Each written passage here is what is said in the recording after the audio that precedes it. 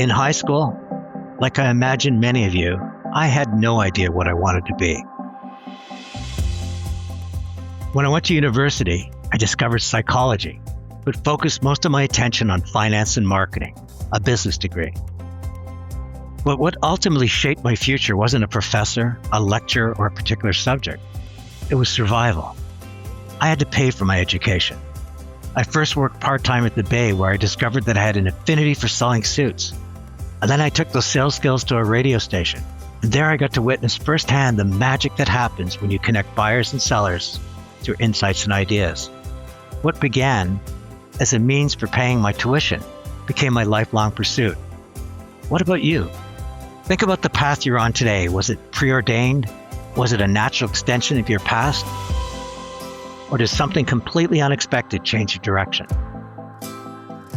My guest today, she planned to become a journalist. Just grew a love for learning about cultures and thought this would be, my destiny. Kim Mason studied anthropology and dreamed of traveling the world, observing different cultures and writing about them. Then her father encouraged her to take a summer job at the Royal Bank of Canada.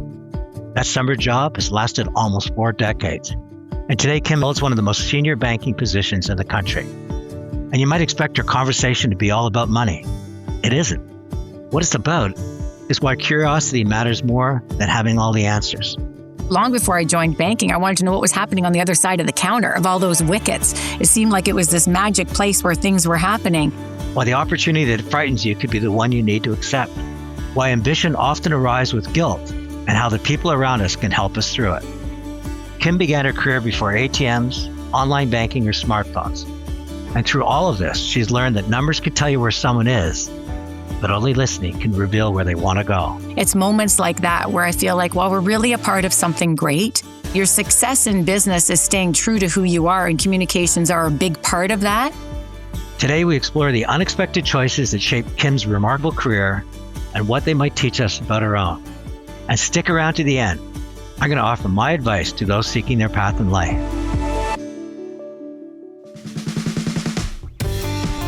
Hi, it's Tony Chapman. Thank you for listening to Chatter That Matters, presented by RBC. If you can, please subscribe to the podcast. And ratings and reviews, well, they're always welcome and they're always appreciated. Kim Mason, welcome to Chatter That Matters. Kim, how are you? I'm good, thank you.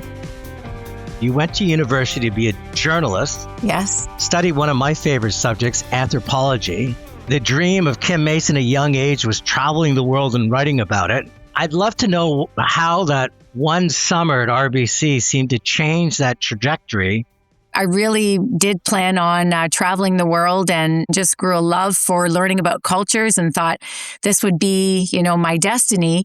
And then it was actually my dad that recommended one summer I go and get a job at RBC, which was our family bank.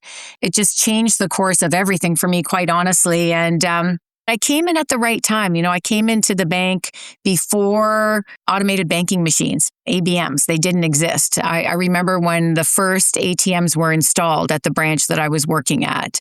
When I joined RBC, there was no such thing as online banking, let alone mobile banking, chat, asynchronous chat, all these tools. And so, I'm a little bit of an addict to progress, just constantly evolving and finding better ways of doing things. And thankfully, I've been a part of that ride for almost 40 years now. So that's what's kept me engaged, that and culture. It is about a culture of caring. It's about a culture of inclusion.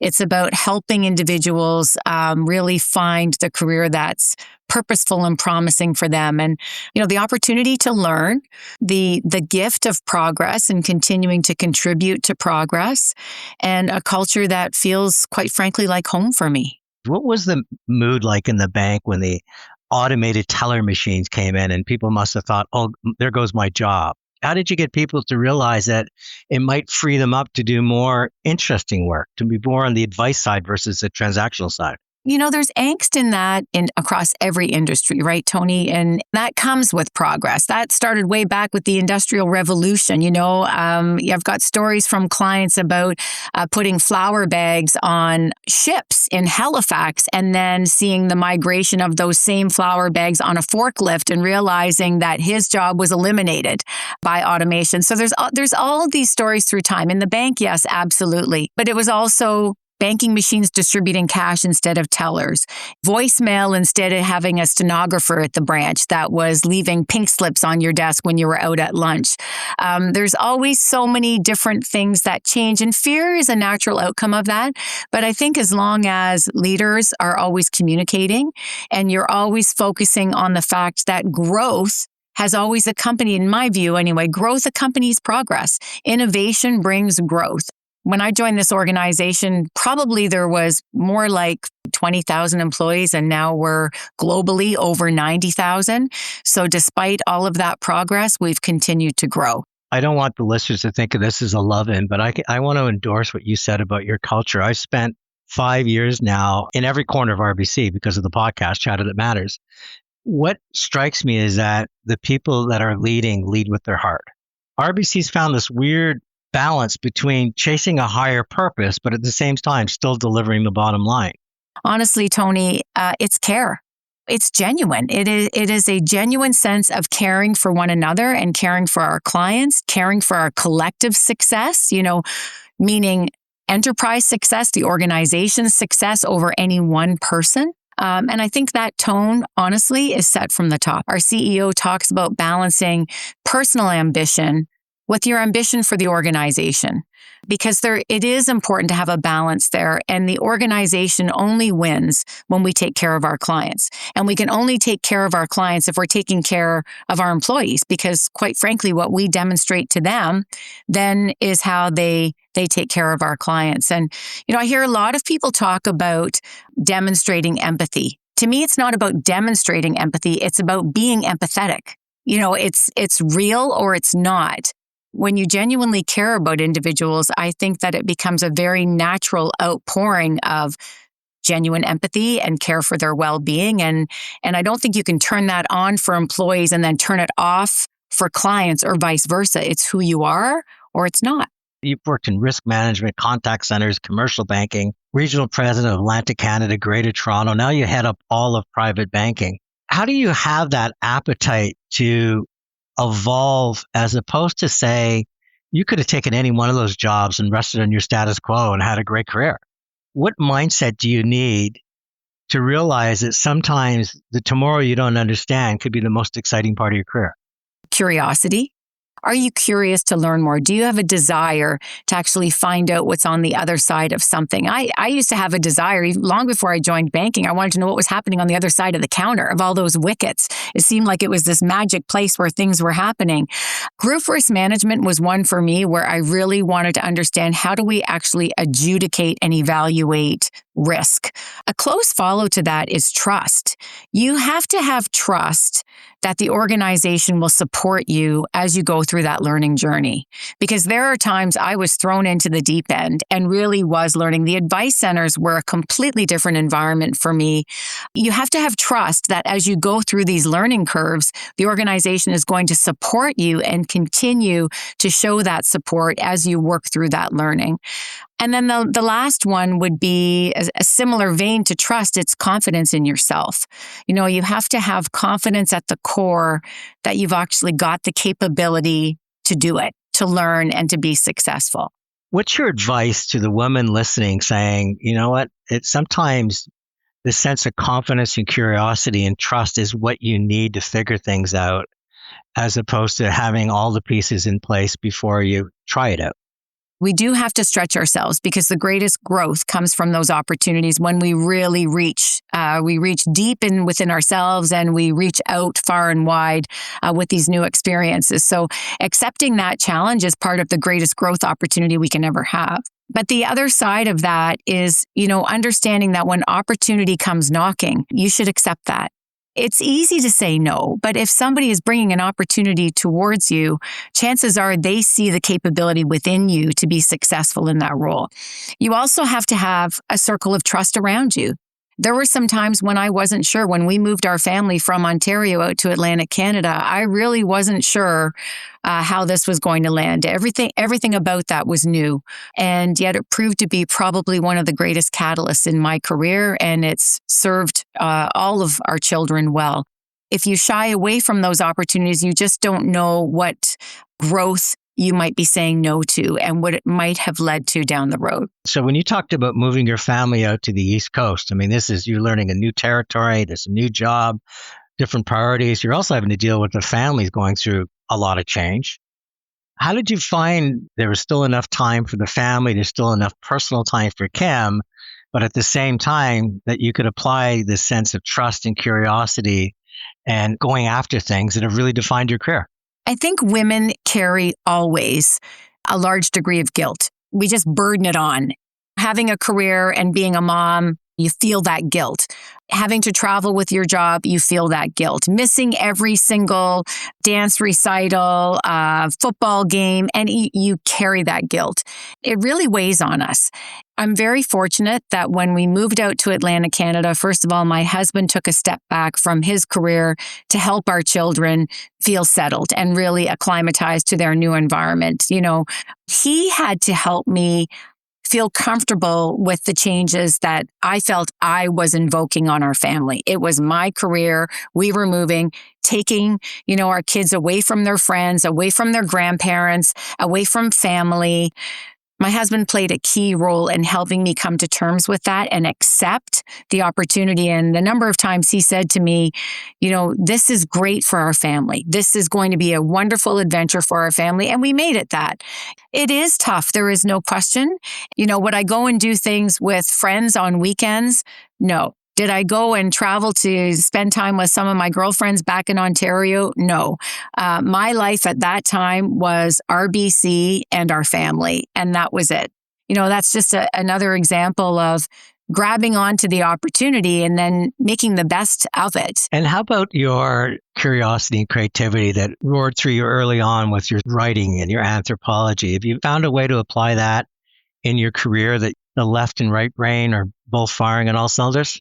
My dad was a GM dealer, so sales, I grew up in an entrepreneurial environment where sales was just part of who we were as a family, what we did. Both my brothers worked in the business. I never did. But I always thought that sales was really just communicating, presenting an opportunity and explaining why it made sense. It's the same in business, so that curiosity, maybe not the creative writing, although I do pay a lot of attention to how my brand is represented. I probably get a little bit more involved in that just because I think that's really important. But your success in business is staying true to who you are, and communications are a big part of that. And it's also how you continue to engage the team around you and hope that you're pulling the best ideas from them as well and playing that back and then recommunicating and pulling that together. When we come back, more with the incredible Kim Mason, my 3 takeaways, and then my advice for finding and pursuing your path in life.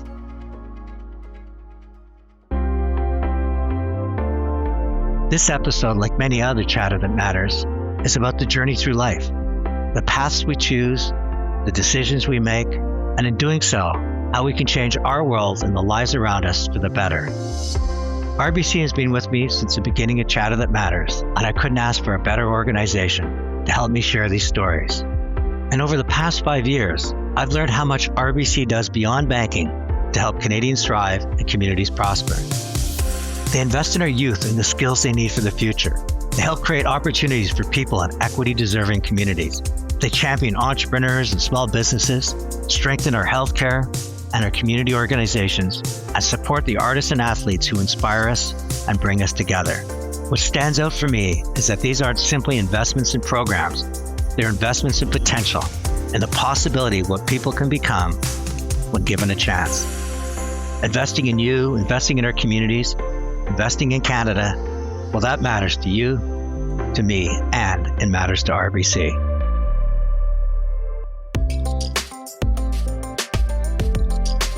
I have many men that I work with that they take on the role of that parent at home.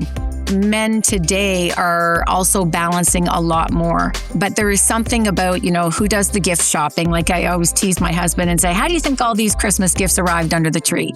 There are job categories, I think, that still exist, some of them very traditional, but I think it's changed a lot over the years, and I welcome that. Joining me today is Kim Mason. She would have made an exceptional journalist writing about different cultures. Instead, she's become one of Canada's most admired executives who leads first with her heart and then the numbers. Financial literacy is something that we've all approached in so many different ways. And I know that you've done some great work with My Money Matters. How do we elevate that within families, both the high net worth families you serve today and families from across Canada you've served your entire career, so that they realize that money doesn't buy happiness, but the right choices you make with your money can help fuel your dreams. It can help you go after this that make your destiny a matter of choice, not chance. In this role, in this business, which I've now been leading for 6 years, it's very clear to me that it's becoming more and more persistent on the radar for our high net worth families. And in particular, for parents that want to make sure that their children are getting exposed to financial literacy. And it's funny because when I was in the mass retail side of the bank, when I was a regional president, we always looked to our branch managers to conduct advice events. And those advice events would be on things like first-time home buying, investing early in an RSP. They were advice events that we would communicate in the branch. Clients would come. In the high net worth space and in the ultra high net worth space, it's very different and it's very personal. The requests for financial literacy tend to come from clients asking our private bankers and our financial planning specialists to meet with their children, to talk to them about financial literacy, to lead them through some of the life lessons that they're going to need as they continue to either create their own opportunities in wealth or preparing them to take on family wealth in an intergenerational transfer. We see probably the best and the worst of planning. And as their wealth grows, it becomes more complex. And so then having a plan is pertinent. It seems so obvious, but so often people try to put it off for a rainy day, or they say, I'm not old enough for it, or I don't even think about my mortality. Is there something around financial planning that really makes this sort of intangible, ethereal thing something more clear? Because, that is a garden that I really want to plant. Ultimately, it comes down to your own personal orientation. Some people are just intrinsic planners and they're always thinking ahead and they're very organized that way. And others tend to put off and hope that they don't have to go there. They don't want to have to think about that. Time is short and none of us can predict what's going to happen. And when you have that predictability, oftentimes it's through a life event. Either you've learned through a diagnosis that is changing the way you look to your future, or you've learned something about a parent, or on a positive side, there's been a liquidity event that, has had a very positive influence on your life, or a lottery. We see lots of those, which is always promising. So there are those that are just constant planners and think of these things. And not only do they have a will, they've had their will reviewed by a will and estate consultant. They've considered options. They've made sure that they've been transparent with their children. And the plan, for as good as any plan can be, feels like it's well in place. But then there are others that will wait, and it takes that life event. But, we're here for either of those scenarios. We prefer to be in lockstep with our clients, helping them plan, because that builds confidence with them and that builds trust in their relationship with us. One of the things that I love about this role is I learn so much through our clients. Just by having a conversation and listening, you internalize what it is that they're struggling to be better at, or what it is that they're looking for help with their families. And then, ultimately we see too where we're able to really assist. And that's just a good outcome for everyone. These dreamers that want to dream and do. What role does someone like RBC play in helping these people make these dreams happen? Our job is to, in some cases, put up the protective guardrails, but they're soft. It is about banter. It is about bouncing ideas off of each other. It is about bringing the full resources within RBC to bear for our clients. When I was a commercial banker, I remember we have a very specialized franchise team. And that was always helpful when clients were looking to become a franchisor and considering different franchises that they wanted to become a part of. I mean, that expertise within the organization, and given our scale, the data that we have access to is very helpful. And so for clients, we become a sounding board, being transparent and open with the bank. Without that, we can't establish a level of trust, and we can't bring the full weight of our support and help to bear without knowing the full story. And so I think when you've got that level of transparency with a client, it definitely leads to better outcomes. A big part of what we do is listening to ideas, providing feedback, instead of saying no or why, saying why not, and finding ways to support them on their vision. Sometimes we will be that voice that says you might be overextending or we don't see the market for it. But I do believe that we will always be honest and open and helpful. I'm just thinking of a dinner I held recently with two brothers who were very, very successful entrepreneurs of an immigrant family. What they have built is just an incredible family enterprise, unbelievable, deeply entrenched with values, hugely successful. And they came to Toronto for a couple of days and met with a number of our executive team. And it was all about idea sharing, idea creation, talking through the business model, talking through the future, talking through the intergenerational wealth transfer, making sure that we brought the experts to them. It's those pride moments that, you asked me at the beginning, what keeps me here? It's moments like that where I feel like, well, we're really a part of something great. It's almost 40 years now since I, cashed the first check over the counter at a wicket at the RBC branch in Milton, Ontario. And I think it's been a labor of love and a lot of learning along the way and a lot of interesting stories that will stay with me forever. 2 final questions, Kim. Is your dad still with you?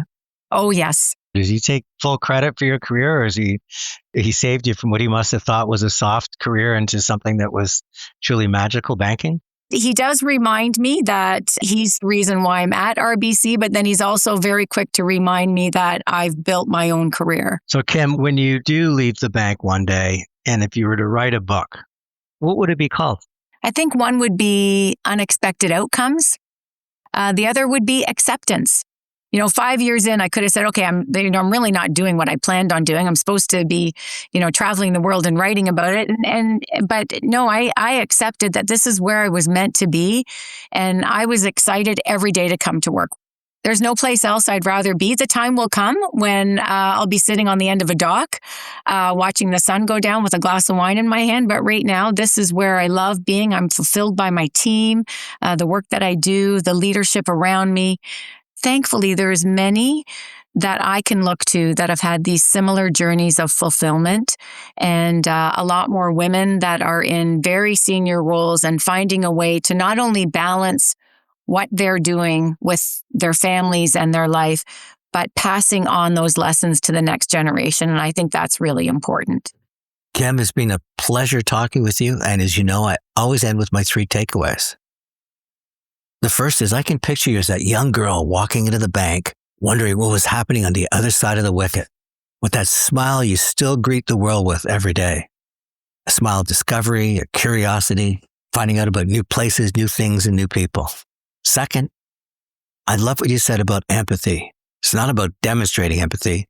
It's about being empathetic. It's real or it's not.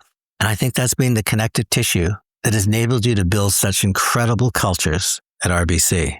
And finally, when I asked you out of the blue what the title of your book would be if you wrote one, you said Unexpected Outcomes. Well, what strikes me is that while the outcomes might have been unexpected, they were never accidental. You showed up. You walked in other people's shoes. You listened. You embraced the opportunities in front of you. And more often than not, you made things happen. You brought about desired outcomes for others. So Kim, thanks again for being part of Chatter That Matters. Thank you. My conversation with Kim has me thinking about passion and pursuit and what we're truly seeking in the work we choose to do. And I believe there's 4 kinds of rewards you can seek: intellectual, emotional, actionable, and financial. Now, intellectual rewards comes from continuous learning, being in an environment where ideas are shared, challenged, and strengthened by the contribution of others. Emotional rewards, they come from surrounding yourself with people who share your values, people whose moral compass points towards giving rather than taking, and towards making life better for everyone. Actionable rewards come from seeing the fruits of your labor.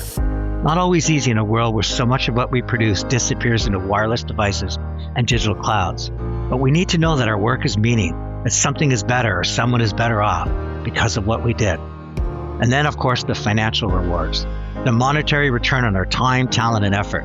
Money matters. It creates choice, security, and possibility. But here's what I believe. If financial reward is the only thing you pursue, you might become successful, even wealthy, in terms of what you can purchase. But you'll always be comparing yourself to others that chase the same reward. Now, intellectual, emotional, and actionable rewards, in almost any combination, can offer you something money alone cannot. A lifetime filled with passion, pursuit, and purpose. To remain curious and keep learning. To trust and be trusted. To surround yourself with people who share your values. To see your efforts improve the world around you. That's a life worth living, and one day, a life worth looking back on. I'm Tony Chapman. Thank you for listening to Chatter That Matters. Let's chat soon.